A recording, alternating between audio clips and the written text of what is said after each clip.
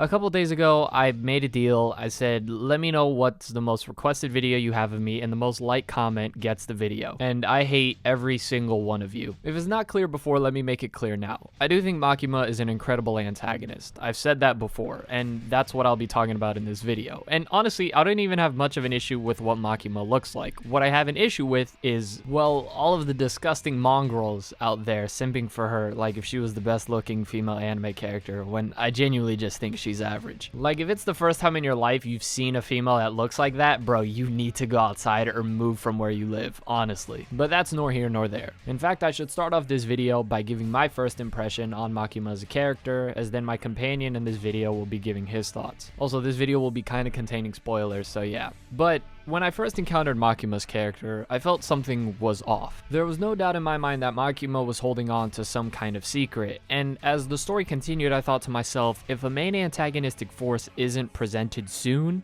it's going to be her. There just felt like there was something there in the way that she spoke and the way that she acted, with all these other characters that had such quirky and odd personalities, that she seemed so just composed. I have dealt with toxic and manipulative people. I've been hurt by manipulative people, and I can smell it now almost a mile away. And as soon as Makima popped up on panel, I thought to myself, she has to be behind something. It just felt too strange to me, and her entire way of carrying herself, the terminology that she used, just indicated more and more to me that she's using Denji either for a greater good purpose or for her own satisfaction. Makima has already become one of the most well-praised antagonists in modern shonen, which I'd say is well-deserved. There's a reason why she's been such a captivating force to numerous readers, and I'm not talking about all the thirst for her out there. There's a lot about her that makes her compelling. From the moment she is introduced, Makima is incredibly enigmatic. I was left wondering who she truly was and if her intentions were as pure as Denji saw them to be. The story frames Makima in a way that keeps the reader guessing as to what her true nature and motivations really are. Her first interactions in the story are with Denji, who is lost, with no purpose or direction in his life. Makima notices this and gives Denji everything he had longed for. She takes on multiple roles in the story, as a mentor, a caregiver, and a love interest to Denji, which were major red flags, making me consider what she really wanted out of all this. Makima leaves a striking impact on Denji, which would only continue to develop into an infatuation with her, despite her referring to Denji as her dog. She tells Denji exactly what he wants to hear, which can be seen throughout all of her interactions with him. Every interaction they have is a performance on Makima's part, meant to give Denji aspirations and a greater appreciation for life, also that she could take it all away from him when the time was right. Her every word and action is catered toward Denji's desire for direction, purpose, and connection in his life. This kind of manipulation is a common occurrence that many people fall victim to, and it can be seen in many of our day-to-day interactions. Makima gets at the reality that there are many individuals, groups, and causes that only seek to exploit those who serve their interests. Overall, Makima left a hell of an impact on me from early on, and her character would only prove to be even more promising as the story progressed as we learned more about her. But I genuinely think before we learn more about her, we need to understand why she's capable of doing all that she's able to do. And this ties into Denji's character. Denji never had anything. He doesn't really seem to have anyone who cares for him or loves him, and it's very clear by his motivations that he's someone who's motivated by very trivial and thirst-driven goals. Just the perfect person to use and manipulate in Makima's eyes. She's the only one who took interest in him, and in his eyes, he sees it as the possibility of true love. Somebody who has a desire for him, but in reality only wants him for what he has, not for who he is. I say this entirely and in no way to detract from his character, but in fact to add even more. But Denji is the perfect example of someone who would simp in the greatest of fashions, and Makima is just a person who's willing to take advantage of people like that. Denji is very emotional, he's very outgoing with how he feels, and almost kind of crude with it, and Makima is so controlling. In order to control others, you must have self-control. So her calm nature and her ability to dictate things is quite incredible and impressive. Her nature truly seems evil deep down, but for no one who's ever touched grass or had any sort of feminine affection, A Makima is easy to fall for. Yes, I'm calling you out, Makima Simp 445. I think her ability and how her personality contrasts with Denji is perfect. Another thing that's needed for a good antagonist. One that can contrast and work well in a dynamic with the protagonist. Makima does this almost perfectly, as her entire contrast to Denji and what makes her different from Denji is what allows her to control him. Makima's motivations are some of the most interesting and complex things about her. She's driven by many different things that may seem contradictory upon first inspection. She has a twisted sense of love for humans that translates into a desire to manipulate them as her pets. She sees them as dogs, creatures to show affection to, but not to be respected on the same level as herself.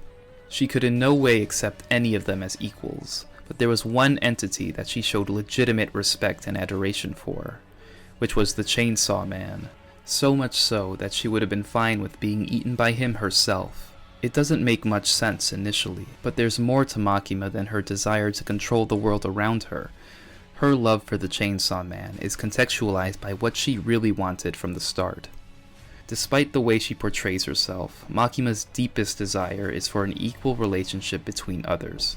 As something resembling a family, she can't have this relationship with humanity because of her nature as the control devil, as well as her views on humans. Her only option to have any fulfillment in her life was to reshape the world to express her affection to all of humanity, and make them as dependent on her as Denji was. And if that couldn't happen, then she'd be more than happy to give herself to the ChainsawMan, as he was the only thing in the world she saw as an equal, and had a desire for kinship with him, even though they were so diametrically opposed in terms of what they personified. The world she wanted to make also raises numerous questions. Would such a world even be desirable? A world without the things that cause us pain and fear, but also a world without the things that give us adversity and make us into the people who we are today. It's a very interesting subject that I do wish the manga got into a bit more, but we're mostly just left guessing what the world Makima wanted would even look like. The question of what would be lost in a world without suffering is a very dense topic that I could go further into in the future, definitely. Makima's motivations are numerous, but each of them are essential to understanding who she really is. I think a character's motivations like this speaks a lot to the character's personality and portrayal of said personality. A character who feels superior to everyone else around them must be quite narcissistic. As my colleague said, seeing everyone as dogs, pets that she can manipulate and have them do their will. Things that she quote-unquote cares about, but yet doesn't allow them to make decisions for themselves. The control devil is quite befitting for her personality and for her entire character. Her calm demeanor allows her to stay in control of the conversation. Her calm expression never allows her to lose control. And even though I will commend the amount of patience she had to fulfill her plans, I will say the extreme selfishness of her nature to get what she desired while disregarding everyone else's say in this is quite telling, but also not a concept I'm entirely new to. I'm used to characters disregarding other people's freedom of will and just sacrificing them. I think her personality reflects perfectly with what her powers are and her motivations, and I think that to be nothing more than just amazing writing. However, I find it interesting that a character like Makima isn't given that big of a backstory. She seems to be this mastermind control freak, but yet we never really get the origin of Makima. And whilst I don't think it's entirely necessary, I definitely think a Makima backstory would probably help me ease more into her character. But once again, regardless, I think Fujimoto did an amazing job of writing Makima's personality perfectly to demonstrate the type of character she really is.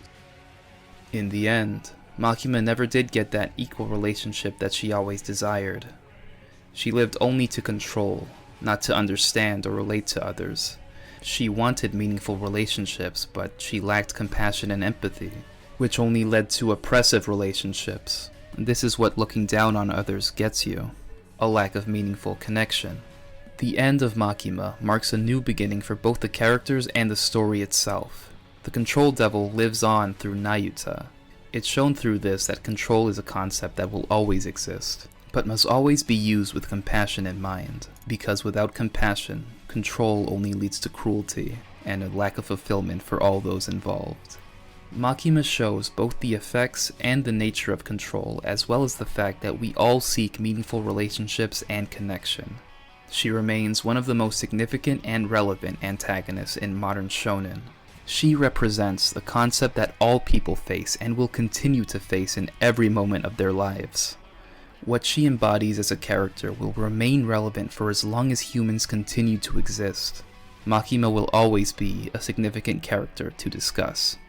Thank you, and be sure to check out my channel for more analysis like this.